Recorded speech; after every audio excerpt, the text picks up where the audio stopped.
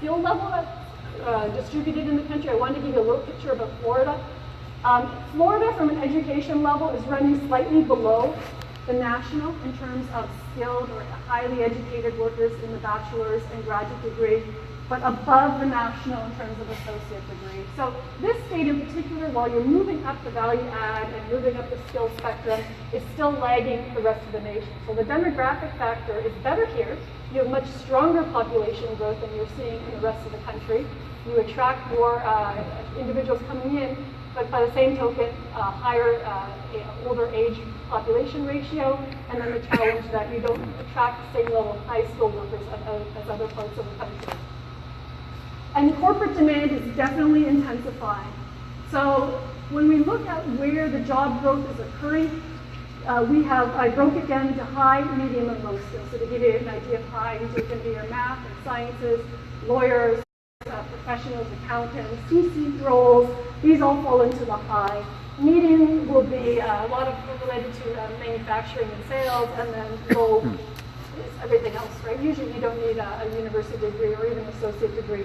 But those could often fall into the accommodations industry and the tourism industry.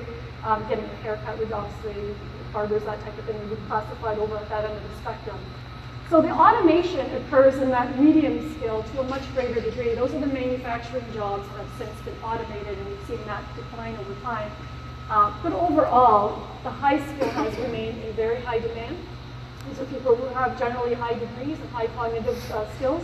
And the low skill are very difficult to automate, or there's not necessarily the priority. You still need people to go in, healthcare workers to take care of people who can't feed themselves and aspects like that can't easily be automated. And so those are the two growth aspects, but you can definitely see where you want to be in terms of where the fastest job growth areas are occurring. So Florida, this is what's called the polarization of the job market. Polarizing because it pushes to the ends, right? The middle gets hollowed out. And so that's a phenomenon that's happening in the state, but also elsewhere. The next graph is showing you where the work, so if the firms are demanding more high-skilled workers, naturally they would pay up for more high-skilled workers. And so what this is showing you is income levels at the bottom, so that's how we would break down to give you an idea of where the high and the low skills are, and growth. Now you might say, hey, if you look on that top part of that, the blue and the green line, there's dots there showing 30% wage increase over the last decade for people in the 20,000 income area. That's food processing. Food processing, so you can have very strong wage growth in low-skilled jobs because they are in demand. They're not as easily automatable. And so there are segments of low skill that do earn a very rapid pace of growth, but ultimately they're going to always have that lower household income. If you go across to the people who make 60, 70, 80,000, you can see there's very few dots below about 20, 25%, right? So they've all uniformly had strong job growth or stronger job growth. You don't see the disparity going between 10 and 30. So there's just broad strength happening, consistency on the wage growth happening in those higher skills. Ultimately, we put a lot of the focus on this country in manufacturing jobs, but the reality is that manufacturing that falls into that middle gap has been in the game of automation for decades and decades. And as a share of the economy, that has been declining. This is not unique. This is happening across the world. The US does have one of the lowest shares of manufacturing jobs in its economy. The other two countries would be Canada and the UK have shares as low as the US. Outside of that, you have shares. The US is somewhere around 8%, 9%, same with Canada and the UK. And then you get to Europe, you're at about 10, 11 to 12% share of the economy. But certainly this has been a long phenomenon. Like I said, we do put a lot of emphasis on China. Being an agitator, they absolutely are, especially in the lower skilled jobs. But it has been a long trend, and this is because we're continuing to see the movement to upskill, high skill type labor in the value add. It doesn't mean that all manufacturing is displaced. What I'm showing here are jobs that would be called higher value manufacturing. So what we're seeing inside the manufacturing system, everything's an ecosystem of itself in effect, is that jobs in the medical field, electronics in particular, aerospace, especially for this state, that type of manufacturing has gone up. And it's been the first time we've seen it. I could take this graph back 20 years. It's the first time we've actually seen job growth coming through. So it's quite phenomenal, and it's happening uniquely inside Florida to a greater extent than the rest of the U.S. And so that's an important aspect. about manufacturing, let's not try to think about getting back the manufacturing jobs of making socks. You actually want to get the manufacturing jobs that pay more, and you want to get the manufacturing jobs that are the higher scaled value add jobs. And it's actually starting to occur for the first time in decades, and that's quite impressive on that front. So the last section I want to end in is just basically, I've been doing research for our firm about how to think about what kind of skills we need inside our economy and inside firms. So what you're looking at are technical capabilities here. These are the top technical skills that are in demand right now, based off of the research I've done, as well as based off of if you look at LinkedIn and other websites that aggregate what skills are in most demand by employers. Here are your cognitive skills that are in most demand. Now, I've shortlisted this to get it down to just a few easier concepts to remember. This is where the demand is. This is where, when I showed you those high-skilled jobs, and you think about automation, this is where the firm demand is and expected to be, at least over the next 5 years. Now, if we take a couple of these, I'm going to circle data analytics and computational thinking. Data analytics is very, very well spoken of these days. Every company wants to work in the space of big data, using their data to understand their customers' their buying behavior. Amazon, fantastic at doing this, right? But every firm is moving up the curve in data analytics, which involves automation in doing so. So while data analytics creates a job spurt on the front end, because you've got to build out the capability to do the data analytics, ultimately it's highly automatable. And it will decline in terms of the share of the workforce as we go forward. It's projected to decline. So what's important is not just to recognize what's in most demand now, it's where you're going to get the skill transfer. What's going to go up is the other one on the cognitive skills, so the computational thinking in abstract terms.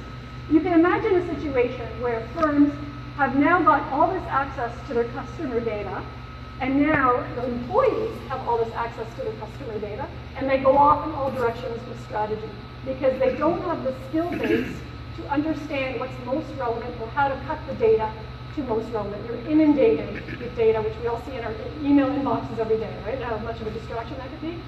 So it's the computational thinking and these cognitive capabilities that are expected to rise in importance as we go forward within firms. And we're already seeing it take place today. One of the things that people don't put a lot of value on, that the research is showing firms should put a lot of value on, is the ability to teach. If you have employees that can teach, that gets you out of a lot of recruitment needs in the labor market and a lot of turnover. Because it's very difficult to constantly be going to market to recruit the skills that you need, as opposed to training your own workforce and having your own workforce train your own workforce. And this becomes very important in a digital age where things are moving rapidly, that you have employees who can learn rapidly and teach rapidly. And so this continual learning concept must be embraced by firms. Education doesn't stop at university or college. It's going to be continuing on inside these firms. So I wanted to give an example of how AT&T is dealing with some of the pressures that they're facing in the labor market. Now, this I pulled off of public sources. I don't consult AT&T. I don't have private information off of them. So AT&T was facing a big challenge. They had a lot of mergers and acquisitions that they had done. They were getting platform plays like Amazon and others really starting to encroach on their space on the technology side. And they had some unique challenges. Average job tenure employees is 12 to 22 years. So I'll give you an idea. If you look at Amazon, Google, Microsoft, their average tenure is 12 to 24 months. So they're, which has its own issues, but they're able to say, oh, new technology coming out, Stanford, I'm going to take that student, drop them in, they're going to get us up to speed, and they just do this rotation of ideas and idea generation. AT&T was at the other end of the spectrum. You had people that left university 10, 20 years ago who may not even be on, they may not know how to tweet out something, who are sitting in this firm as it's getting incredible pressure faced through their acquisitions that they've done, and the technology folks coming in to eat their lunch, right? So tenure is generally not considered a bad thing. It preserves institutional knowledge, but when you need to be agile and move quickly, it could become a problem, right? So that was their first challenge. The second is they had 280,000 staff, so it was just a massive company on that front.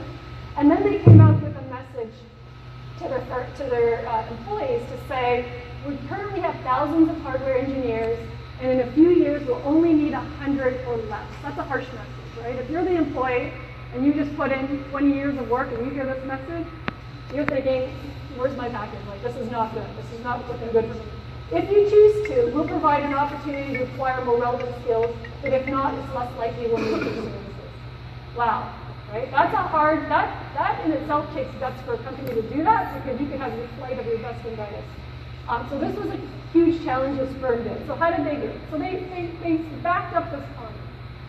We're going to retrain you if you choose to retrain yourself and move in a continual learning space. But if you don't, we will literally have no use for you. You need to move on. Very clear guidance to the employees of the expectation. Then they backed it up. They had their managers go out and document what they need in their teams and what they think they're going to need 5 years, 10 years out. They actually did about a 7-year horizon. And so they mapped out what their future roles are going to need to look like, not necessarily what they look like today, so that they can map roles. They took 250 roles and reshaped them into 80. Now, it doesn't mean you need less employees. What it does mean is when you take 250 roles into 80, you need your employees to be more versatile and adaptable. They need to think of their careers as lattice, moving sideways as opposed to ladder. So you need to move between disciplines, which is why on that cognitive skills list, you saw interdisciplinary skills be really important and in demand by firms. It's the ability for an employee not just to learn from A to B, and then teach from A to B, and another employee to pick up the baton from there and go from there. So these become really important. And AT&T really exemplified for me when I was doing the research on the skills, a company that was putting in place a plan to execute on what I was researching. They put a lot of money behind it, $250 million on employee education and professional development. And they put another $30 million in tuition. So part of the training was formal, sending employees back into a formal academic environment to learn. The majority was not. The majority was putting teaching modules inside the firm, and they would partner with universities and others to do those teaching modules. But you obviously can't send all your employees back to university. Right? It's not feasible. You have to do on-the-job training. And so that's where the majority of the money started to come through. What does it teach us as a college? It teaches us that even in this age where we continually hear about jobs being displaced by automation and technology, very difficult, we have an example that it actually is possible to change the messaging in a firm and reskill en masse. They had well over, they had about 50% of their labor force reskill in about 3 years. Incredible amount. But continuing, right? It just doesn't end there. You've got to keep doing it through your career. So they had a very high take-up rate. So even though they had long tenure, and you would think that these employees might have become static, this is my job, this is what I'm going to do, this is the parameters, that actually was not the case. When the challenge was put forward, people were more than happy to go back and retrain and reskill. If the firm could give them the guidance of what they needed to do, and that's exactly what we saw.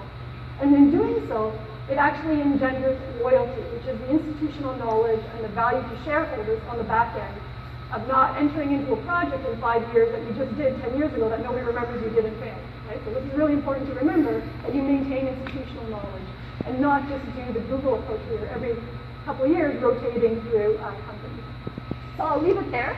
That's our website, where we put all our websites. Our research, you're welcome to it. But I'll just leave it there and move it on to the next speaker in terms. Oh no, I'm taking a question. Am I taking questions? I am. Okay, there's questions. That's rare. That's great. I have two questions. One is on the early part of your presentation about structural changes and fiscal changes. You didn't talk about China. Could you address them a little bit? And the second, on labor force participation, you showed the female rate going down. What's happening to the male rate?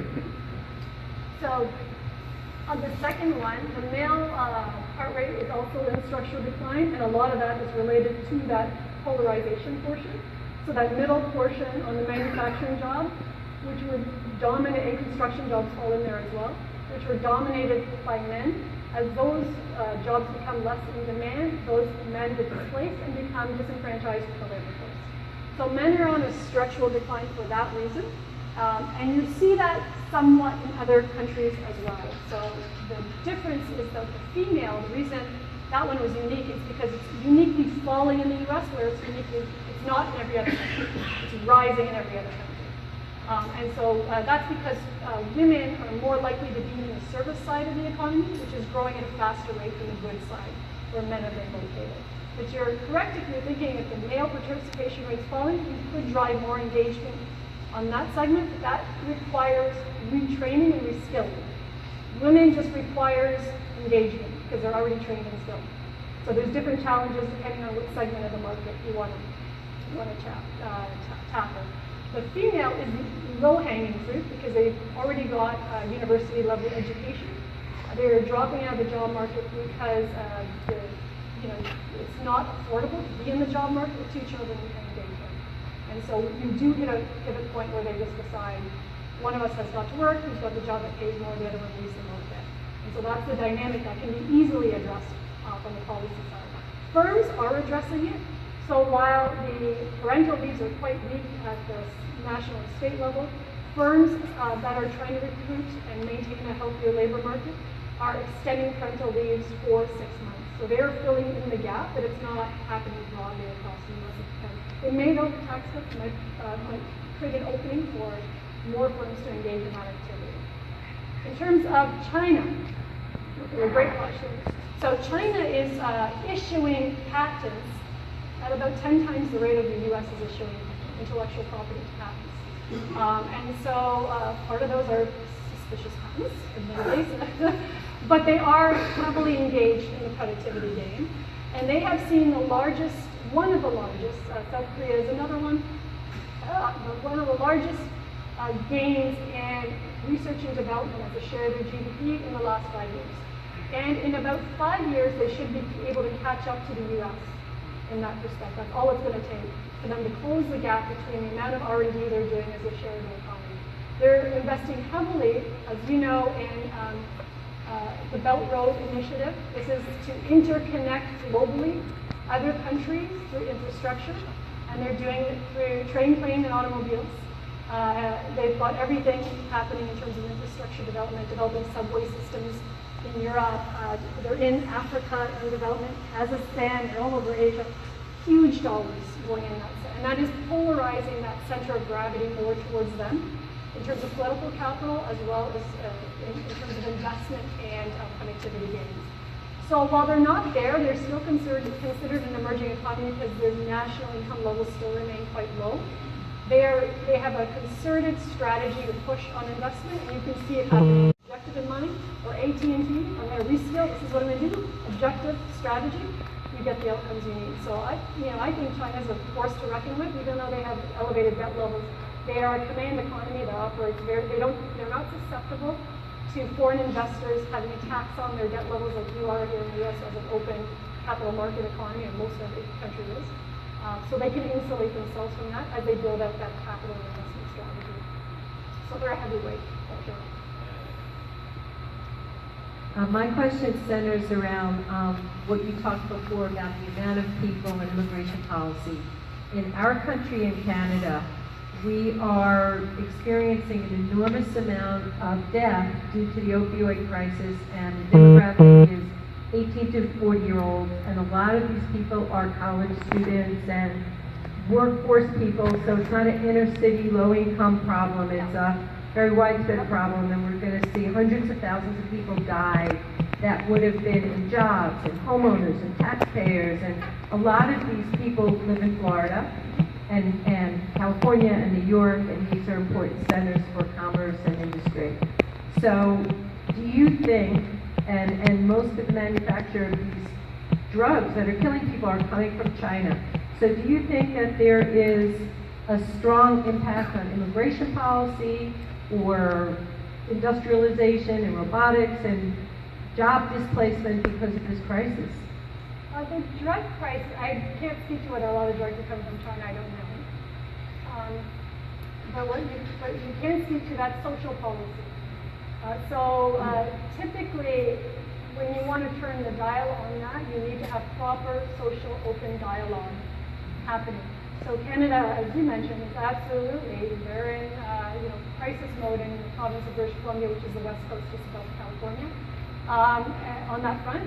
And they put in social policy to create open centers where you go and inject yourself with the drug so they can monitor you so you don't die, and at the same time they can counsel you to try to get on.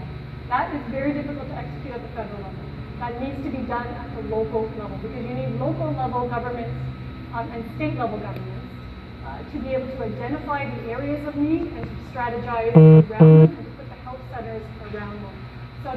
So the federal government can help fund the programs, which is normally it's the funding model that can come in part from the federal government, but ultimately it has to be mobilized at the state and local level in order for you to have a successful program. And what they're now seeing even in British Columbia is they have seen the death rate drop significantly because they're able to monitor and counsel people on site instead of back alley. And that's the same logic that's happening with the legalization of marijuana, which is takes hold in Canada on July 1st. Do not travel in that period. I'm sure we'll have a lot of 20-year-olds coming up. The logic being that take it out of the shadows and put it up front, and let's address it up front as a true social and medical issue as we go forward, as opposed to people doing it in bedrooms and back rooms. And I think, and that's coming. So federal policy. It was the federal government that said every province is going to legalize it. So all the solutions are up in terms of implementation are state and local, and the funding model comes from the federal government, part funding model.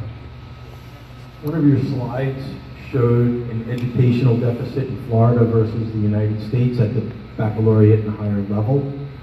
If we ignore the retiree set, who are probably as a group, they're disproportionately in Florida and less educated as a group, would Florida's status in that area change? Is it an ongoing problem, or is it just a demographic snapshot that we have a deficit? It's a contributing factor, but if you ignore the older segment, you're often ignoring the tourism segment, because a lot of people will come in here to retire or snowbirds, and that does support an industry that is also lower skilled. So then you start cutting off good chunks of your economy. So it's really hard to truly disentangle it. You do need lower skilled jobs as well as the higher skilled. The lower skilled jobs do contribute materially to the state more so than we see in other states. So there is a positive element that comes out of that aspect. But if you really wanted to take off aging demographics to the greater degree here, you also have to remove a good segment of your growth, right, that comes out of those folks who are retiring or deliberately buying homes, furnishing those homes, using the medical system and the benefits that come from that side to the state. And that's part of the reason why Florida is leading. When I was showing you the high value added, the medical components and devices is an area that Florida is starting to build out a leader position on the production and manufacturing side, in part because of the older demographics here as a catalyst. Yeah, thank you so much. Very, very, very good.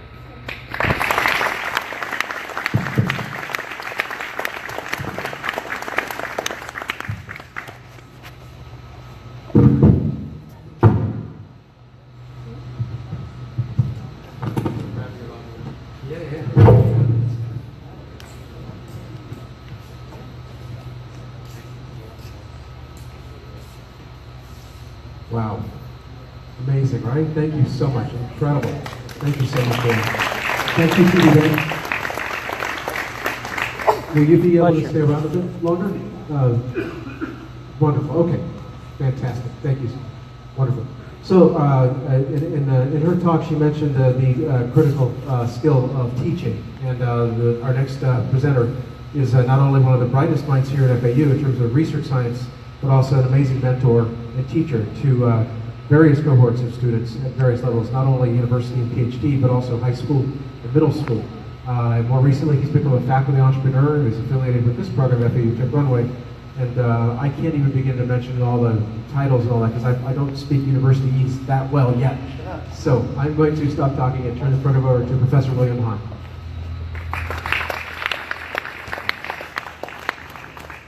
Thank you so much. Can everyone hear me? Loud enough? Is that better? Yeah. All right, good morning. Thank you so much. We'll get the slides going in just a second. Very happy to be here. Such a great turnout. Thank you for such a lovely talk about economics and how this stuff is sort of changing the world. So I'm going to try to take a little bit different kind of view about data science and what the world of machine learning and deep learning looks like. So we're actually right here in the tech runway with a company called Voxel RX. And we'll see in a minute what we're working on. And so we're just going to try to look at the growth of this digital economy. So we've got this convergence of nanotech, biotech, neuroscience, energy, AI, robotics. Sort of all of the great stuff is going to be kind of mixing all of these things. And so you were talking about the interdisciplinary kind of nature of things. And then combined with that, we have this explosion of big data, right? Or you might call it big headache, right? Because it's too much data. So I actually joined FAU back in 2011, and the global internet traffic was about 21 billion gigabytes every month. And then you can see in 2016, this is kind of just exploding. And so we think of this as a tsunami and not to take the matter lightly. So to put that to scale, 5 of these exabytes, that's about all the data that had been written down until about 2002. 5 billion gigabytes. That much data is now created every 2 days. That's just kind of crazy. So what is all of that data? Well, most of it is images and video. So every minute, 72 hours are put onto YouTube. That's like a time machine. I mean, imagine if your job is to check YouTube for a copyright infringement. Your first video in, you're a minute in, you're 72 hours behind. So there's no human that could ever do this kind of task. I imagine some sort of version of Facebook in the 80s, right? You'd have a bunch of volunteers with sort of printouts and Polaroid saying, "Oh, look, it's Jimmy," pinning it to a clipboard or something like that. With 300 million images a day, how could that ever be possible? But when you go to upload an image to Facebook, it doesn't say next week, but sometimes your physician does. Why? Why can't we expect the same quality of medicine that we'd expect from Facebook? So Brian and I have founded Voxel RX, and our mission is to get ahead of this tidal wave of medical data. We think that very soon it'll be sort of unacceptable that you don't have a photograph of your inside. How many people have ever taken a selfie snapshot? Right? We want to take a healthy snapshot. We want everyone to have a map of your insides, particularly your brain, so that you can keep track of progress. This brain in the middle doesn't look so great. This is someone who has Alzheimer's disease, and there's just sort of too much empty space. And so this has gotten way too far down the line. We'd want to be able to take snapshots and identify that much, much sooner. So there's an explosion of computer technology, and sort of the chips have gotten so much cheaper that you're now able to take all of this stack of data, which normally the physicians would just print out and look one at a time. We went down to Broward Hospital, and they actually do really print them out. It's amazing. And so we want to get past that so that you can see these in 3D, use all the latest computer technology to really understand what's happening in these images. So there's a magnet. These images were taken actually just right across the street at University MRI, and you can go in with an magnetic imaging. There's absolutely no radiation, there's no contrast, there's no radioactive dye. You could get one of these done every day if you needed to.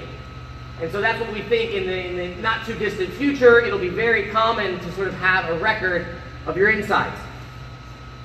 You don't want to wait until you're sick, you want to prevent ever being ill. So with this modern technology, you can actually go in and scan the brain about 25 different times, all in the course of a few minutes, and you can build this full spaghetti string sort of model of your brain. And just like we have fingerprints and we all have our own faces, we all have our unique brain structure. And up until recently, that's been sort of too much data for everybody to look at, right? All this is going by so very fast, but that's kind of the point. How are we going to keep track and make sense of all of this sort of mountain of data? So what we want the computer to do is go through and measure different regions here. So you can see sort of the brain there kind of spinning around. And in a second, this thing is going to only show sort of nerve cells that connect different regions. So you can test what part of the brain can talk to all of the other bits. So we want to create a sort of structural fingerprint you can then measure and keep track of throughout your healthcare. So this is what computers used to look like. They were sort of big rooms with a bunch of people and sort of these wires of cables they took months to put together. But then we started to see things like this. They started to fit on the desk. And this sort of explosion of Moore's law. And so the transistor was developed in 48. By 58, they wired 2 of them together. By 71, Intel came out with this amazing chip, this 404, and this thing had thousands of these transistors in a little package. And when you did the math, they come out to be about $1 a piece on that board. So they really come down in the cost. But now if we go out to 2012, we can see that these things are like micro pennies. There's 7 billion of these things in a single chip. And so this guy, Gordon Moore, he said, you know what, in 1965, he said, the number of these pieces in the computer is doubling every year. I think this might continue. If you were ever to make a safe bet, it's that that's going to continue. So we can see the Pentium in 93 and the 90s, and this thing kept going, and it has not stopped. The cost of computing has just dropped from $200 down to 6 cents. Storage from $500 basically down to nothing. Bandwidth from thousands to get a T1 line to basically nothing. In 50s, if you wanted to have 5 megabytes, you needed an airplane to move it around. And then in 2005, we got these thumbnail chips. But what most people didn't notice is 10 years later, right on schedule, that same thumbnail chip was 1,000 times more capable of storing things. So we've seen, 30 million time improvement or 1,000x improvement just since 2005. Think about what 1,000x means. If you're in real estate, a $500,000 house now costs $500. This is real. It's happening right now. What are we going to do with all these things? Well, we're going to make all these little cameras. The cameras that go on your cell phone, the camera part itself costs about $1. So these things are soon going to be on the wallpaper. You can't help but mention here at the airport all the little airplanes that are going to have these things. We're used to giant airplanes, but they're going to be really small. They're going to sort of be 3D printed by the thousands. There's an imaging drone that the certain groups use, and we use the megapixel pictures. This thing takes gigapixels. And so this thing takes, terabytes, millions of images. And they actually can't email it down fast enough. They actually land this airplane, take the hard drives out, and then put it back in the air. This airplane can take and see all of bokeh in a single photograph.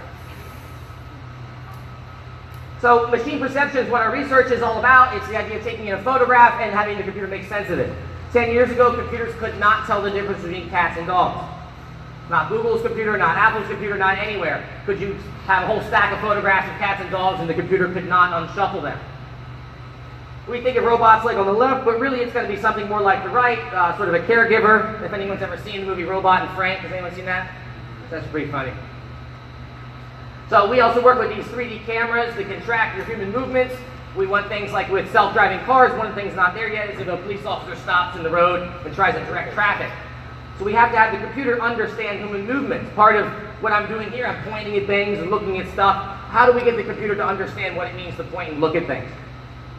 So we want to recognize gestures and poses and faces. It used to be that you need specialized hardware to do this, but now we can do this with ordinary consumer cameras like cell phones. So if you have something like a soup can, on the shelf, you pick it up and the customer makes a face, you'll know that they made a face. That's really valuable feedback to send back to the label designer. Computers are still kind of early. We got time. You don't have to worry about Terminator coming to get you. Right? He's not going to chase you down the street.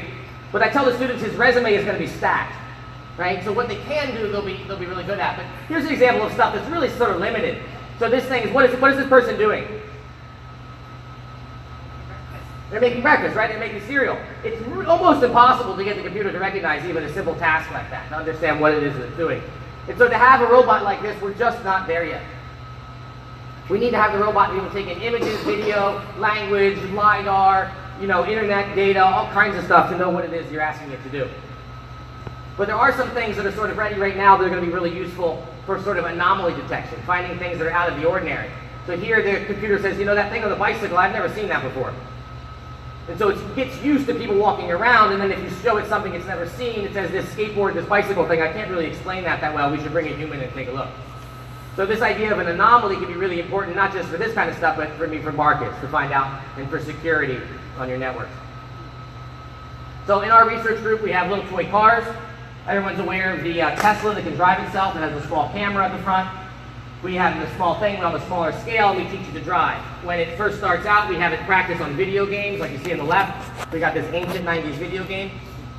And then you can see the sort of the confetti pictures here. When the brain starts out, it has no idea what the world looks like. The world looks like confetti to it. But then after it sort of watches a human drive this video game for a while, it figures out that the world looks like this on the left, or on the right. What does that look like? Well, it looks like roads. So it's made up its own idea that the world has these objects that look like that. And as you know from really driving, if you look up above the horizon at the clouds, that's not a great way to drive. So the computer essentially learned that. All of the region here that's above this, you can see it's sort of like a uniform color of the yellow and the blue here and the green. That's saying, I'm going to ignore this part. So the computer has learned automatically what to pay attention to and what to ignore. So that's the kind of features we want out of our AI system. This is the kind of thing that we're going to see exploding. We have a group here in the Tech Runway working on this. We want to have sort of end-to-end solutions so that if you drop off something like a tri-rail or you're here at Tech Runway, you want to get across campus, you'll be able to hit a button, Uber style, and an automated vehicle will take you over there. So this is not just fun, right? This is very important. We can see there in red is the airlines. A lot of technology has been thrown in making airlines really safe. It's one of the safest things you can do. And there in blue, we can see cars have gotten a lot safer in the last 100 years, but there's still that gap there. So with AI and automated driving, we'll drive that right down to 0. So it's not just self-driving cars, but AI has a lot of promise. Really, it's a sort of increasing life expectancy. You think, well, how is that going to do that? Well, these technologies that ride on semiconductors, they can also sort of, there's other technologies that ride on top of that. So here on the left, we see the average transistor price just falling to micropennies. And then on the other side, we see the same thing happening for DNA sequencing. So when DNA sequencing first came out, they're like, this project's going to take 100 years. There's no way this will happen. About halfway through the project, 7 years into it, they'd spent half their money, and they were only at 1%. And they always say, you're not going to finish this. You're only 1% done. You spent half your money. You spent half your time. What they didn't realize is this was a doubling technology. And if you take 1% and you double it 7 times, you'll finish the project, and they did right on time. And so it's really interesting to think of things that are extremely expensive and rare, and then they become sort of very inexpensive and common because through technology. So the story goes that Napoleon III had the King of Siam over for dinner at Versailles, and just to sort of show off, he gave all of the troops, they ate on silverware, just to be fancy. And then Napoleon himself, he ate on gold silverware. And for the King of Siam, just because he was the honored guest, he ate off aluminum utensils, which were at the time the best you could get. It was the most precious metal in the 1840s, because we didn't quite have the technology yet to make the extraction inexpensive. Nowadays, that's completely flipped upside down, and we use aluminum for soda cans. So something now like getting your DNA sequenced or your brain scanned is very expensive, but soon it'll be as common as aluminum cans. All that stuff fits in your pocket 20 years later. You have to like sort of pull me off the stage or whenever I'm out of time. I'll go all day with this stuff, man. Kodak really dropped the ball because in 1976, this guy Stevie came up to them, and a Kodak employee, and said, hey, I've got this great new thing. I've got this awesome camera that runs on electricity. But the problem was it was about 10 grand, weighed almost 4 pounds, and it took 0.01 megapixel images. Kodak said, we're not interested in that. We're in the chemicals and paper business. What they didn't appreciate, they were actually in the memories business. And so just a few years down the line, we have these digital cameras. They're basically going to be free in just a few years. And so this is sort of the new Kodak moment, where we go from, in 1996, they had a market cap of 28 billion, 140,000 employees. The same year they went bankrupt, Instagram came out. It's got 13 employees. So we're going to see a sort of major shift in that sort of thing. GPS, right? It used to weigh 53 pounds. Imagine having this in your dashboard or out in the hike in the woods, right? And now, again, we've got some students who are sewing these into clothing, right? You keep track of people this way, for elderly care. We've got this inertial gyroscope.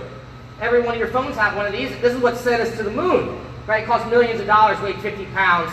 Now this thing is essentially free, and every single person has one in their pocket. So we can get into these areas where you think, oh, it's just this deceptive technology. I don't care about the yellow curve. It's not as good as the red curve. But it doesn't take that long before these things just completely take over. So just in case you're not proper dizzy, one of the next things that's coming down the line is this, quantum stuff. There's going to be a whole new computers that just completely run circles. We've got some experts here in the back that are working on some stuff about that.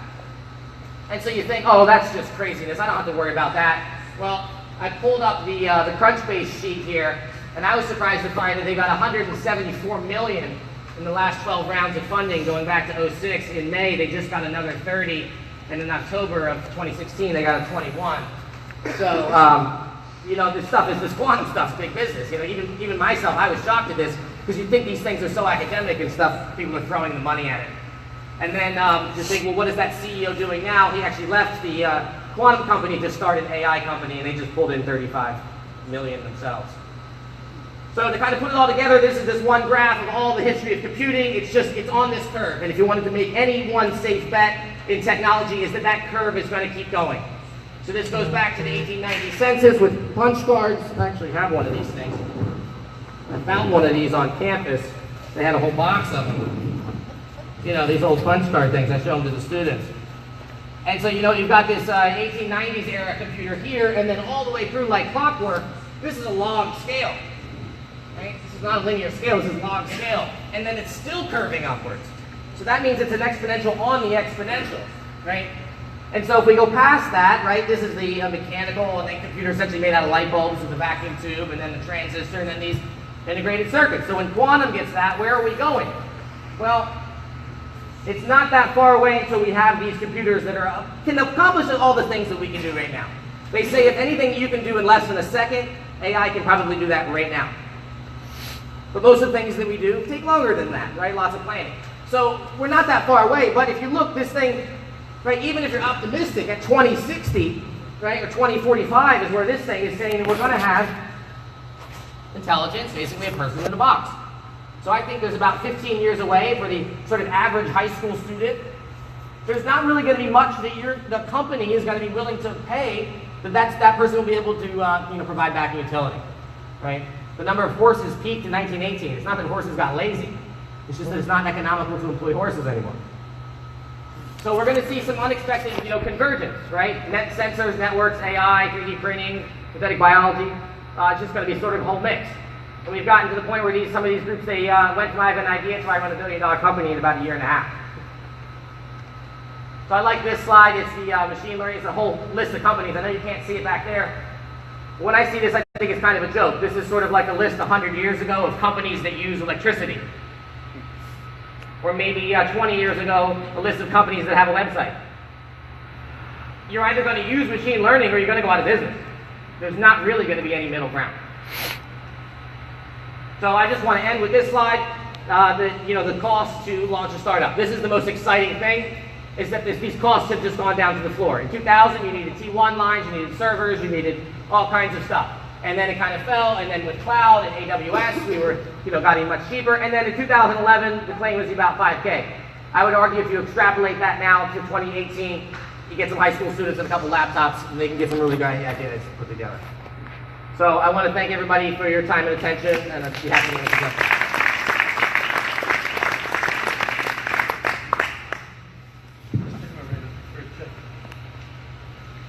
That's all hands over here? Yeah. Everyone.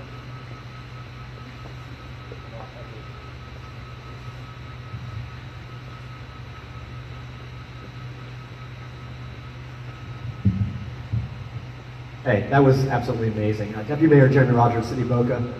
That's one of the scariest things I think I've ever seen. And you've seen this in pieces and articles, but you're saying in 15 years, my kids, our students are going to be deprecated. What's the advice for local officials, for schools? Where do we go? And I know new industries spring up, but there's a whole lot of people in this world. Where do you see the solutions going, and where do you see the problems coming in? Yeah, sorry if it was, I don't mean to be pessimistic about it. I think it's a very, positive opportunities, particularly for everyone here and for all the, these kids kind of thing. I think the number one thing is education early and often. We cannot get, hospitals need computers, law firms need computers, the governments need computers. What does that mean? Right? What does that look like? I love the computational thinking that was on the slide before, the first talk. Because it's not just about the sort of the code kind of thing. It's about how do we get a computer to solve our problems. And I'm of the opinion